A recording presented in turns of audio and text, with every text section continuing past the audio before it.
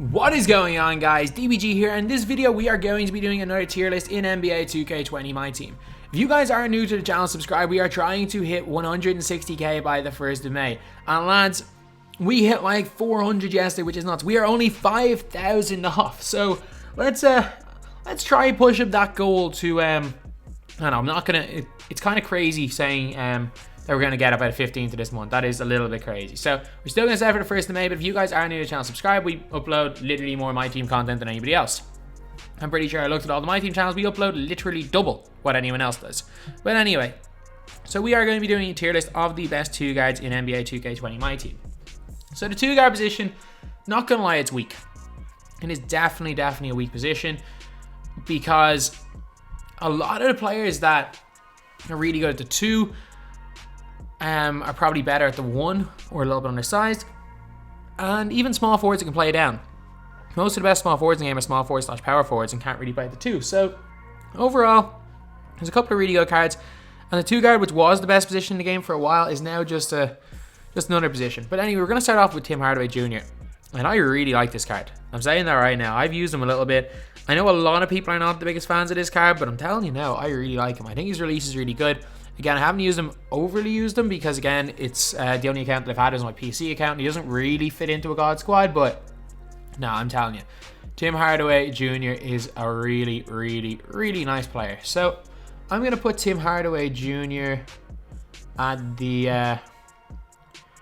I'm going to put him in A or B. I'm going to put him in A with the potential to drop him down to B, but he is really good. He's a solid 3-and-D guy, shoots the lights out, and is a fairly okay defender. Not a great defender, but a fairly decent one. Now we are on to Danny Green. So Danny Green, for lack of a better word, as the Great Splash Edition calls these guys, he's a cone. Like, he just plays 3. He shoots 3s and plays defense. He's not going to do anything else dribble. He's not going to get out of the basket. He literally shoots 3s and plays defense. He's kind of a nothing in the game. Like, you can't help off him, but you're also not going to use him in your offense. Like, his job in your offense is just kind of stand there and take a defender out of the possession. And then he's also a good defender. But to be fair, most of the time he is guarding another player that they're basically just using as a cone as well. So it's kind of defeats the purpose. But either way, it's just an overall solid player. Not great, but solid. And I don't think he quite has as much going for him as Tim Hardaway Jr. So definitely not T. Ross in this tier. He's going to go in B tier. Terrence Ross is one of the top 7 or 8 offensive 2 guards in the game. And you could definitely argue he is a top 5. But in this game, if you do not have clamps, you are absolutely worthless.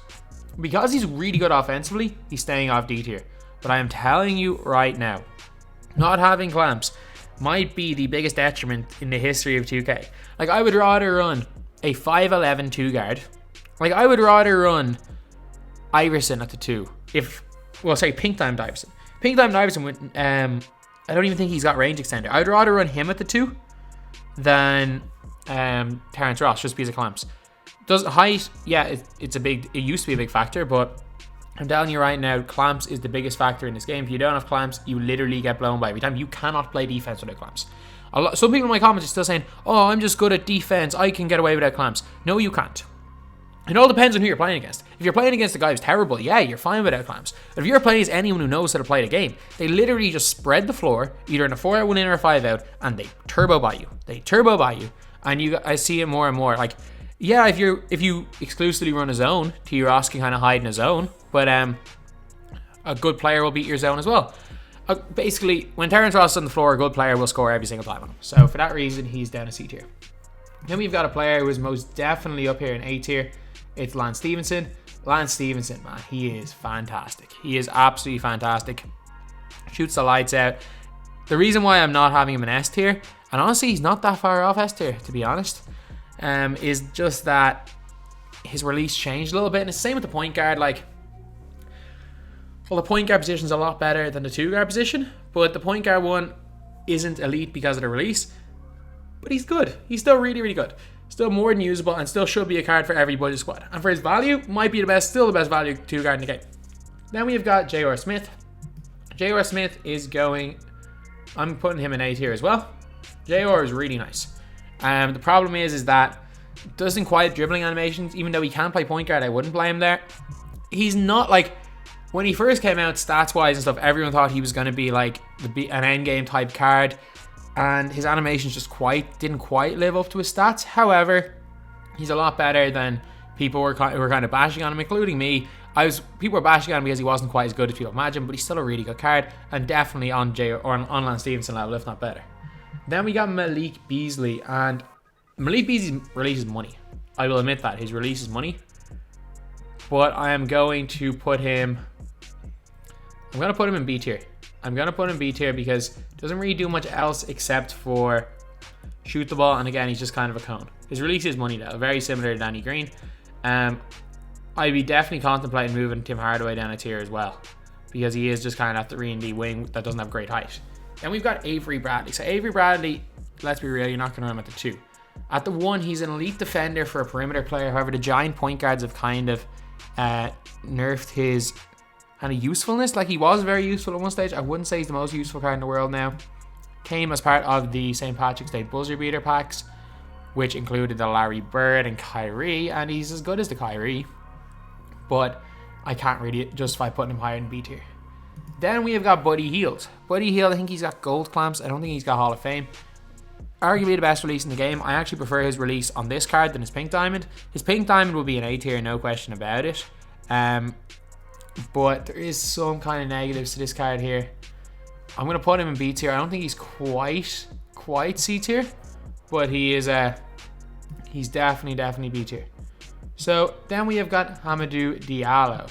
So Diallo is a solid card. Plays solid defense. Isn't going to be a great offensive player, but he is going to just go and dunk on people. And you know what? He is an overall cheeser's dream. So I'm going to put him in C tier. He is an overall cheeser's dream, lads. He is a perfect card for overall cheesers out there, because he just does a job. He'll play defense really well. He'll dunk the ball, and he'll occasionally hit jump shots. Then we got Drazen, who is literally just a better version of Buddy Hield, Malik Beasley, and Danny Green. I really like Drazen's release, and again, he is quote-unquote a cone, but I prefer his release, so I'm going to put him there. Oladipo is a really interesting one. So Victor Oladipo, I'll spend a little bit longer talking about him because he is very interesting. At the 2, he has one major flaw, and it's that he's a 79 ball control, which means literally he cannot speed boost. So not only that, is you literally need a floor general player on with him, and you also need a shoe to make him even borderline usable at the 1. He's a little bit too small for the 2, but you need that just to make him usable at the 1. And again, like, his release is good, his defense is great, he kind of does everything quite well. It's just that 79 ball control is absolutely killer. So for that reason, even though I think Oladipo is good, I think he's a terrible value card, but I'm going to put him down in B tier. Then we got Landry Fields. Landry Fields is a 3-and-D cone, but he's kind of on a lower scale than any of these guys. I like Fields. Like, I actually do like this card. He's kind of half carries some of my budget squads. I've used him a lot this year. His release is, I don't like his release now since all the Hall of Fame quick draw players have come out, but it's not that slow, but it isn't fast. He's inconsistent though. Even without steady, he's inconsistent. So for that reason, I'm going to put him in C tier, but I would definitely take him over Terrence Ross. This is not this version of him. It's only when he's evoed. Actually, even evoed the Rubies here. Amethyst, he'd be higher. Amethyst, I consider it. Ruby, he'd be here as well. And both of them are here, to be fair. Then we got Devin Booker. Devin Booker is like Terrence Ross without as good offense. No clamps. No higher than C tier, pretty much. Then we got DeMar DeRozan. So there is one flaw with this card, and it's literally, I'm telling you, if this card didn't have this flaw, I would honestly consider putting this guy up in S tier, because he's got the Trey Burke base, which is like the Tracy McGrady, Brandon Roy, Zach Lavine base, which I think is the best in the game. But DeMar DeRozan is he just has no quick first step. Even when he's evoed up to a pink diamond, he's got no quick first step, and that's kind of killer, because he can't really blow by anyone. Although he does have a good release, he's no quick first step. Then we have got Eddie Johnson. So Eddie Johnson, again, a moderately good shooter, a good release. I actually used him in one of my squad builders recently enough. Can go by people kind of well. Was really good when he came out. Is outdated. He is definitely outdated, but he was fantastic when he came out, lads. He was fantastic. So for that reason, I'm going to put Eddie Johnson in BC. He's got steady. Straight up, he's got steady. He's outdated. He was fantastic when he came out, but he's got a steady shooter. I cannot put him up there with Malik Beasley, Danny Green. He's got steady. So for that reason, he's down in C tier. Then we got CJ McCollum. I'm going to put him in C tier just because of his height. Still a little bit small to play the point guard position. Goes to the basket moderately well. Shoots the ball moderately well and is a good enough defender. Nothing exceptional. I've used him a few times. He's okay. He's alright. He's passable. He's usable to point guard, but not a great card. And I'll say the exact same thing about this guy right here, Terrence Davis. Terrence Davis, you guys might be kind of shocked that there's an amethyst up this high, but he kind of does everything. Like, he can handle, he can shoot from deep. He does a little bit of everything on the floor. He's not great. Like, I wouldn't really play him to 2, and he doesn't really have that many point guard skills, but he's got Hall of Fame limitless. He's got a decent release. He's got a good 3-ball, and he's got a good dunk as well. So, for that reason, I'm going to put him in B tier. Clyde Drexler is the first, and he actually might be the only D tier player on this entire list. Clyde is no question about it D tier. He's got base 8, which in previous years, base 8 used to be really good. Or is it base 8? Whatever it is. So he's got the Neek base. He's got the Dominique base, and honestly, that used to be one of the best bases in the game, and whatever they did to it, his release and Dominique's release are awful. They're absolutely awful. Hopefully, if they do, not if, when they give us an Opal Clyde, his base changes, but yeah, not really impressed by this card. Tyler Hero is at his best an S tier player, at his worst an A tier player. So I'm going to put him in A tier, but he's definitely the best of all these A tier players. Tyler Hero is inconsistent. He is inconsistent. That is the only problem.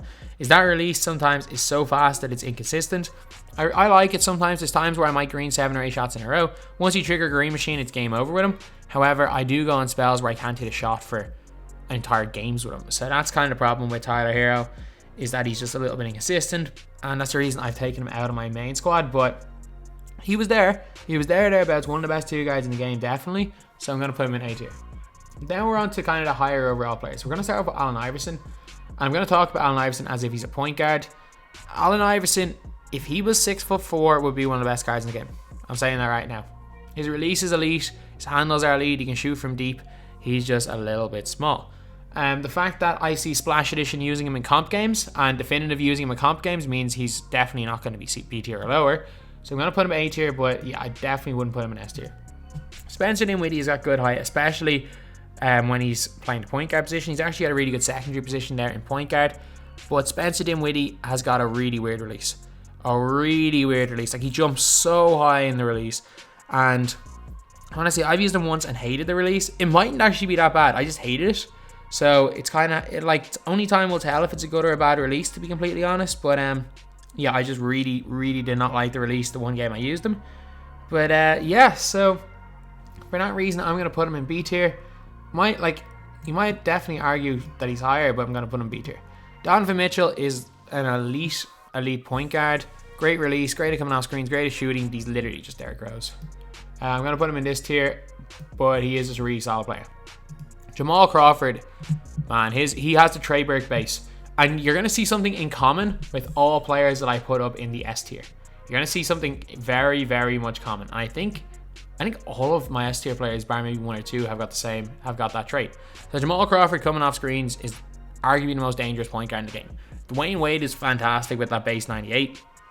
But I prefer the Trey Burke base, which is Jamal Crawford's. But he's fantastic. He goes to the basket, he dunks well, he shoots the absolute lights out, and he's an elite point guard. Then we got James Harden. His release is just too slow. Straight up, his release is too slow. He's got a slow release with go quick draw. Even the people that grind for Harden don't really like this card. A really good card, yes. Is he worth grinding for if you're spending 70 hours on it? And if you're bored, yeah. But if you're doing a Bio 2K or a Denver on it, probably not. But no, Harden is pretty good. Don't think he's exceptional, but he is definitely one of the higher players on the A tier list. Then we got Brad Beal. If he could play point guard, he'd be a little bit higher, but he's Ray Allen. He's just a better Buddy Hield. Definitely one of the higher of these guys. Like, he's definitely a lot better than like Tim Hardaway Jr., who I'm gonna bring down to B tier, definitely. I think that's a kind of fair spot to put Tim Hardaway Jr. I don't think he's quite as good as some of the next guys. Hindsight's 2020, so I moved him back down. Then we got Zach Lavine. He has got, just like Jamal Crawford, he has got the Trey Burke base. Zach Lavine is money. Arguably the easiest release in this game to green. another elite player coming off screens for jump shots. And the difference is that Crawford has a quicker release, whereas Lavine can dunk it. So I'd say these two guys are very, very even. Then we got Caris LeVert. Caris LeVert's going in here in A tier. He's got some really nice animations. He's got a really nice jump shot. I don't think it's Trey Burke's release, but it might be. It's very similar release to the likes of Zach LaVine and stuff. But no, he's a nice card. Now we got Tracy McGrady, the best 2-guard in the game by a country mile. I don't even think it's close with Tracy McGrady or any others. He's 6'8", unbelievable release, shoots the lights out, handles it well, plays great defense. Can't ask for more. And we have got Vince Carter. Yeah, I was about to say I regret putting so many in A tier, but I can't move any of these down. I think these guys are all belong in this tier. So Vince Carter is going to be A tier as well. Vince Carter, I just don't get his release. I don't like it. I don't know what it is. There was just something about Vince Carter's release. I loved On the Diamond. Don't get me wrong. There is just something about his release that I just don't get. It just doesn't agree with me anymore. I honestly don't know. I actually wish we could make more tiers, to be completely honest, with these cards, because there's going to be a good few more in A tier. And included in that A tier is going to be Michael Jeffrey Jordan. So Michael Jordan has got he's got range extender, really good animations. He's fantastic defender, but the problem is that his dribbling's not elite. He's not an elite guy pulling up off screens, so isn't the most effective player and kind of just becomes a 3-and-D player, which is a little bit disappointing, but still a really good card. Still definitely one of the better ones on this tier. And we got Reggie Lewis, who I'm going to put down here in C tier. Reggie Lewis problem is no range extender. Like if you look literally this tier above, every single card has got gold range extender. Reggie Lewis has none. It is a big problem with the 2-guard. You need range extender on your 2. Like you literally need range extender on your 2. He's actually, him and Mamadou Diallo, he's a better Diallo. He's literally, like he is a better Diallo. That's literally it. Brandon Roy is going without question up here in the S tier. And as you guys can probably see, Brandon Roy has got, I think he's got exactly T-Max release. All 4 of these guys have got the Trey Burke base. All 4 of these guys have got the exact same base. An elite player coming off screens. And I honestly will put Pink Diamond Brandon Roy up here as well. The Opal's better, but literally I've used both of them. They feel the exact same. And then we have got another A tier player. In certain people's hands, Ray Allen is an S tier player. For me, he is that little bit below. Whereas Ray Allen's one of the best spot-up shooters in the game, just like Beal, just like Carter. But the difference is that these guys can all come off screens as well as attack the basket and just shoot, catch, and shoot threes. These guys can do everything, whereas I don't put Ray Allen, Jordan, Vince, or Beal in that upper, like, top tier. And speaking of top tier, we're going to put Dwyane Wade in there as well. Dwyane Wade, base 98, which is another really good one. The fastest peekaboo animation in the game. An elite jump shooter if you get his release down, and he's got basically 90 and everything, plus and everything. So he's going up here in S tier. And then we got Clay, who is literally a 3-and-D cone. You just can't go to the basket. He's a great 3-and-D player, but let's be real. He's one of the worst value players in the game. And if you just want someone to stand there and shoot, if you want someone to stand there and shoot using Klay Thompson's release, just use the Ruby or use the Diamond.